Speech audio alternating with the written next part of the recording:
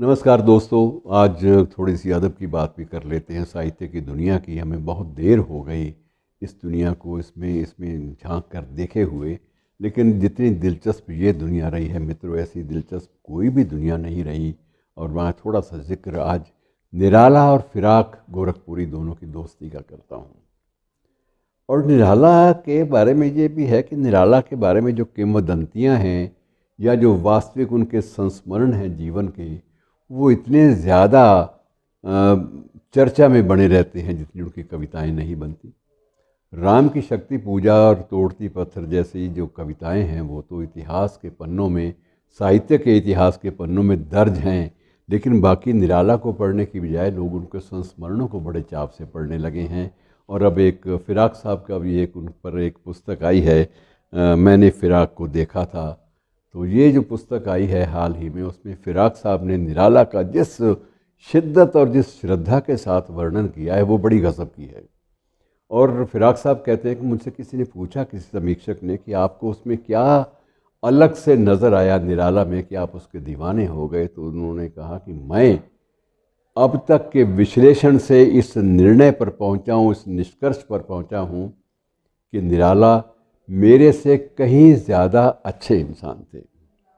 और बहुत सारे ढेरों उदाहरण देते हुए उन्होंने ये भी बताया कि कैसे निराला को कोई सर्दी में ठिठुरने से बचाने के लिए कोई कंबल उठा गया रात के अंधेरे में, तो सुबह देखा कि वो कंबल किसी भिखारी के शरीर पर पड़ा है। और होता ये था कि निराला को जब भी ये लगता कि मेरे ऊपर कोई गर्म चीज़ पड़ी है, वो उठकर चलना शुरू करते और रास्ते में कंबल पहन कर जाते थे। कंबल पहन कर जब सर्दियों के मौसम में निकलते थे और कोई भिखारी ठिठुरता हुआ नज़र आ जाता था तो उसके सिर पे कंबल डाल देते और उसके बाद वो स्वयं बिना किसी गर्म कपड़े के ही, गर्म वस्त्र के घर पहुंच जाते थे। तो फिराक कहते हैं कि ऐसा इंसान मैंने नहीं देखा। कि अब ये था कि ये सब लोग आप जानते हैं और आपने भी पढ़ा है, मैंने भी पढ़ा है, सुना है कि निराला जी भी दारू पीते थे और फिराक साहब तो रोज़ का काम था।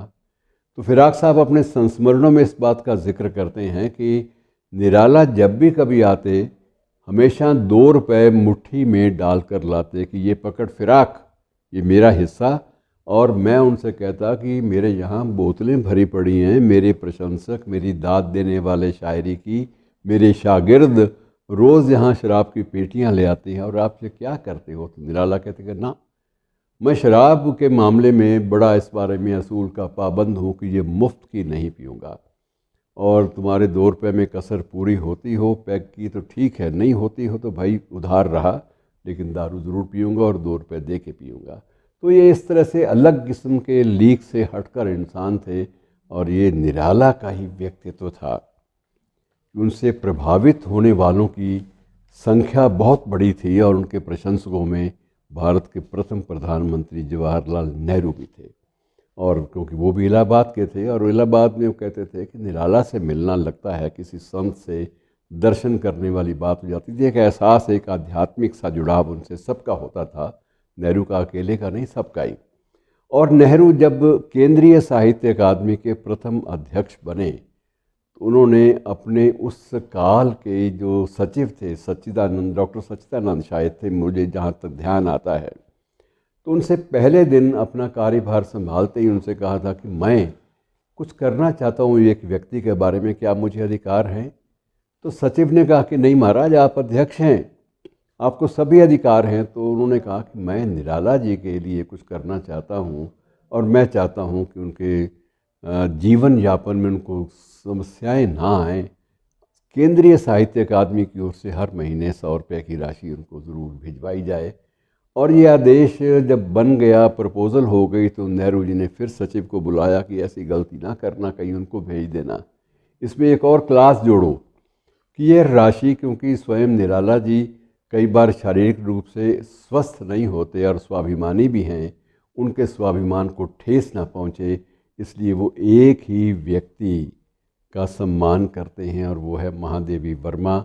ये राशि निराला जी की महादेवी वर्मा के माध्यम से उन तक दी जाए, क्योंकि वो उसको, महादेवी वर्मा को इनकार नहीं करेंगे और सरकार से सीधे रूप में कोई भी सहायता स्वीकार नहीं करेंगे।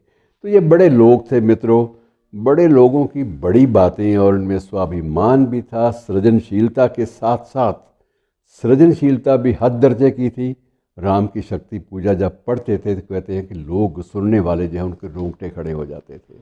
और प्रशंसकों में देश का प्रधानमंत्री भी था और प्रशंसकों में फिराक जैसे शायर भी थे।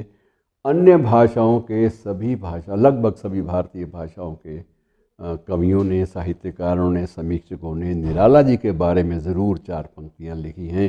शुक्रिया दोस्तों।